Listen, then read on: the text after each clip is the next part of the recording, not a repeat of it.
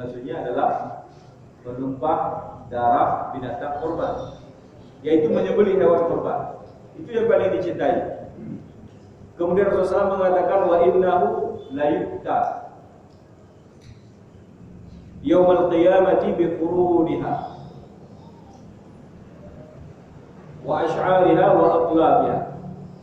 Kemudian Rasulullah mengatakan sungguhnya hari kiamat besok binatang kurban yang sudah dikorbankan oleh seseorang hari ini di dunia akan didatangkan pada hari kiamat nanti, lengkap dengan tanduknya, lengkap dengan bulu-bulunya, dan juga lengkap dengan kuku-kukunya. Datang nanti hari kiamat. Untuk apa dia datang? Untuk menjadi saksi dan menjadi bukti kepada orang yang telah menyembelihnya, yang telah berkorban. Untuk menjadi saksi dan bukti nyata di khalayak ramai nanti di hadapan Allah Subhanahu wa taala. Binatang itu datang naik saksi dan jadi bukti kepada tuannya yang telah berkorban di dunia. Bukan untuk kendaraan, bukan untuk ditunggangi, di sana nggak perlu lagi tunggangan, tapi untuk menjadi bukti. Karena ada sebagian mengatakan siapa yang menyembelih hari ini di akhirat nanti jadi kendaraan. Ada hadis, tapi hadis dhaif tidak bisa dijadikan sebagai hujjah. Hadis dhaif sekali, bisa dirujuk ke kitab hadis. Para ulama sudah membahas tentang hadis tersebut. Ulama hadis mengatakan hadis ini dhaif, tidak bisa dijadikan sebagai hujjah. Apalagi dalam hal gaib yang berhubungan dengan akhirat. Bukan itu, dia datang nanti hari kiamat untuk memberi saksi dan sebagai bukti kepada orang yang menyembelihnya di dunia. Datang dia, didatangkan oleh Allah Subhanahu wa taala. Itu keutamaan orang yang berkorban. Kemudian ada hadis lain yang sebagian orang, sebagian ahli hadis mengkaitkan, sebagiannya menguatkan, yaitu hadis yang Rasulullah ditanya oleh para sahabat tentang kurban. Ma hadhil udhiyah? Apa maksud udhiyah ini? Apa maksud dari kurban ini yang kita sembelih? Rasulullah menjawab, sunnata abikum Ibrahim. Ini adalah merupakan sunnah ayah kalian Nabi Ibrahim. Sunnahnya beliau, maksudnya dari zaman beliau sudah mulai ada, kemudian dikekalkan di dalam agama kita.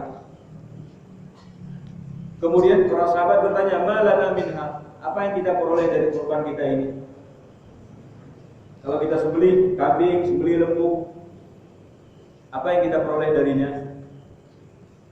Kemudian Rasul memberi jawaban, bikulli sya'ratin minha hasanah.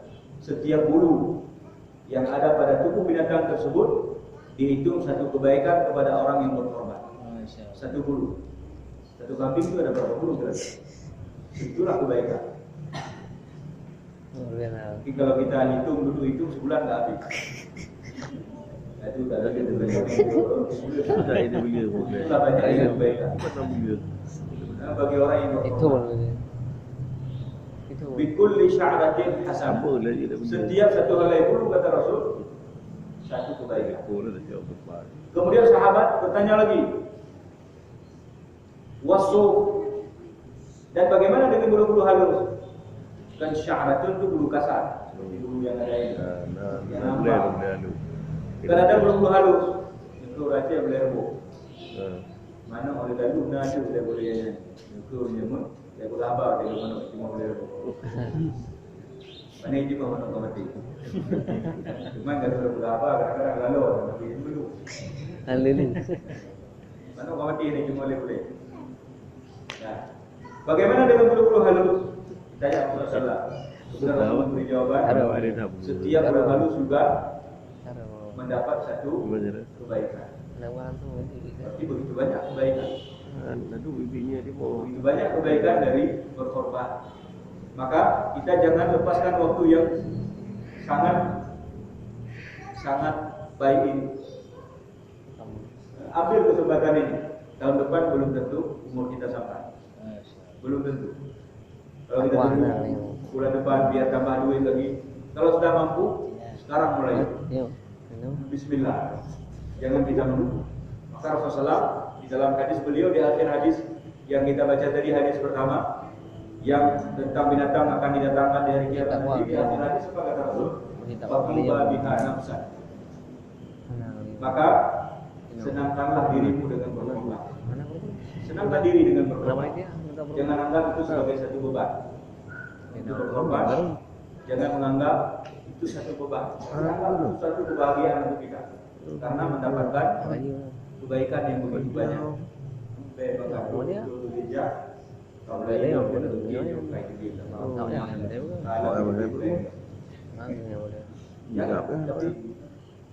Senangkan diri dengan berkorban untuk memperoleh ganjaran yang besar dari Allah Subhanahu wa taala.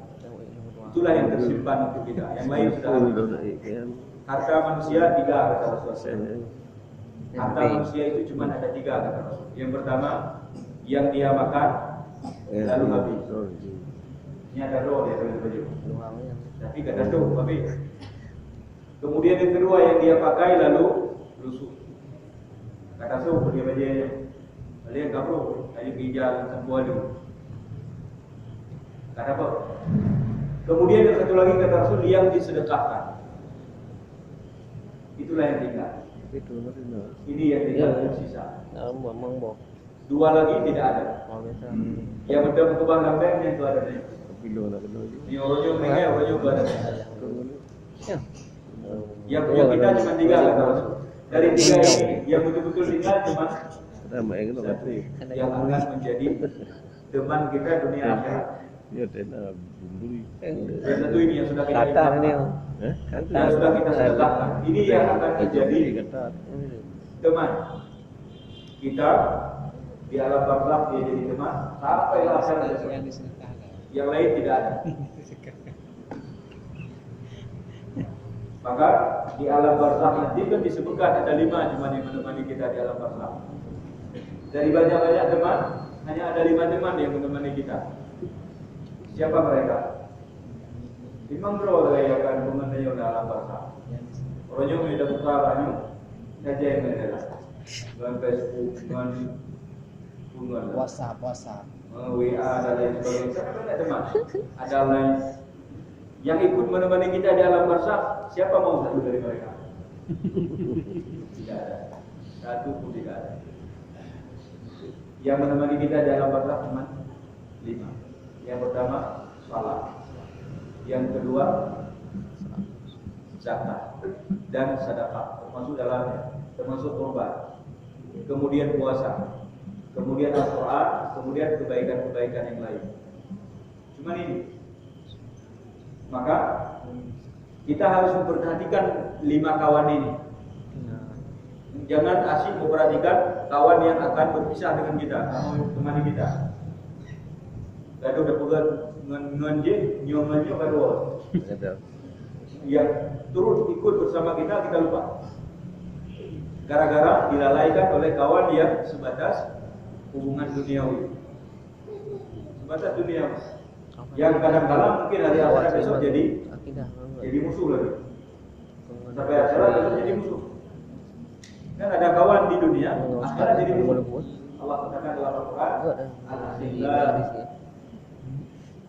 Yawma idin ba'duhum li ba'din adu.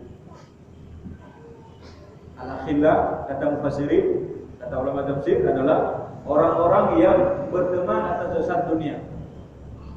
Bukan atas dasar agama dan atas dasar ketaatan kepada Allah, tapi atas dasar dunia. Bisnis, karena main, karena macam-macam. Dia berteman di dunia. Sebagian mereka menjadi musuh sebagian yang lain nanti di akhirat. Sebagian jadi musuh pada sebagian yang lain, bertengkar nanti di akhirat. Kenapa bertengkar? Saling menyalahkan. Gara-gara apa aja kan? Untuk salah. Doji, doji gara-gara kaya menang puasa. Bertengkar nanti di akhirat. Bertengkar. Maka perhatikan 5 kawan ini. Termasuk berkorban ini adalah salah satu simpanan untuk akhirat kita. Kita simpan kawan. Karena di alam barzakh kita nanti ketika kita tinggal sendiri di sana, datang kawan yang 5 ini. Maka semangatkan diri untuk berkorban. Semangat untuk berkorban. Kalau kita punya kemampuan, kenapa kita harus pelit dengan Allah? Kenapa kita harus cinta kepada harta melebihi kecintaan kita kepada Allah Subhanahu wa taala? Fitrah manusia memang cinta kepada harta, cinta kepada anak, cinta kepada wanita, cinta kepada emas dan perak, kepada kendaraan, kepada sawah dan ladang, kepada rumah mewah, cinta semuanya. Allah sudah sebutkan dalam Al-Quran, "Zuyyina lin-nasi hubbu syahawati minan nisa'i wal banina wal qanatir al-muqantarati minadh dhahabi wal fiddati wal khayril musawwamati wal an'ami wal harth. Dzalika mata'ul hayatid dunya." Itu kata Allah, itu hanyalah sekedar kesenangan hidup di dunia. Wallahu 'indahu dan Allah di sisinya ada yang terbaik di sisi Allah Subhanahu wa taala.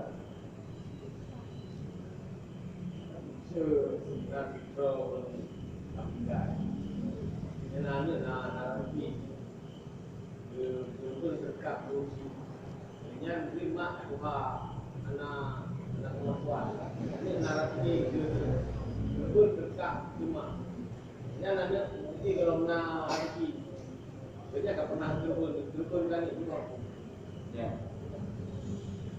Korban untuk guru yang kalian meninggal, para ulama berselisih terhadap hukum korban kepada orang yang telah meninggal dunia. Dan wallahu a'lam, pendapat yang paling rajih di dalam masalah ini adalah bahwa orang yang telah meninggal dunia tidak dikorbankan secara mustaqim. Arti secara mustaqim, secara terpisah. Tidak. Tapi bagaimana juga dimasukkan ke dalam korban orang yang masih hidup. Gimana cara? Bedanya ketika berkorban seorang anak, kita niatkan juga untuk orang tua kita masuk di dalamnya. Kita masukkan orang tua kita di dalamnya. Karena dia pernah dinukilkan ada seorang sahabat yang di zaman Rasul dan setelahnya yang pernah berkorban secara terpisah kepada orang yang telah meninggal, apakah ibunya atau ayahnya. Tidak pernah dinukilkan riwayat. Maka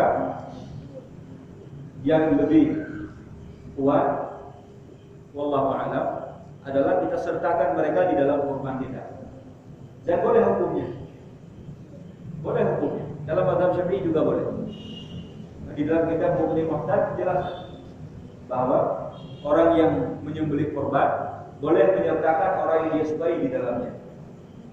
Siapa dia sukai, masukkan ke dalamnya. Termasuk orang tuanya boleh dimasukkan ke dalamnya. Dan korban kalau diniatkan untuk seseorang tertentu maka hanya diperoleh oleh orang tertentu. Tapi kalau seseorang kepala keluarga misalkan dia menyembelih korban, dimasukkan keluarganya seluruhnya ke dalamnya, maka dengan satu korban dapat untuk semua ahli keluarga. Tapi kalau diperuntukkan hari ini atau tahun ini untuk saya, berarti yang lain nggak dapat. Kalau tahun depan diperuntukkan ini untuk istri, berarti dia dan anak-anak nggak dapat ke dalam itu. Dan ada orang karena mungkin Allah alam tentang pemahaman masalah ini. Dalam hadis Rasulullah Abu Ayyub Al-Ansari, beliau telah menjelaskan bahwa dulu di zaman Rasulullah SAW, kami dulu biasa berkorban satu orang untuk satu keluarganya, satu kambing untuk satu keluarganya. Masuk di bawahnya semuanya. Gak perlu niat untuk hari ini, tahun ini bapak, besok tahun depan lagi untuk anak yang tua, tahun depan lagi untuk anak di bawahnya lagi. Kita kalikan semuanya. Satu sembelihan untuk satu keluarga, ada 20 orang, 20 masuk ke dalamnya.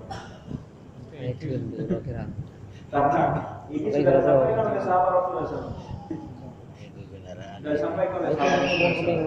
Makanya ketika berkorban niat aja untuk semuanya, untuk kita dan keluarga kita. Rasul dulu menyembelih 2, satu untuk dia dan keluarganya, yang satu lagi untuk dia dan umatnya yang tidak berkorban. Yang tidak mampu berkorban, seperti Rasulullah SAW dulu. Jadi yang tidak sanggup berkorban sudah Masuk. masuk ke bawah korbannya Rasulullah SAW untuk umatnya seluruhnya.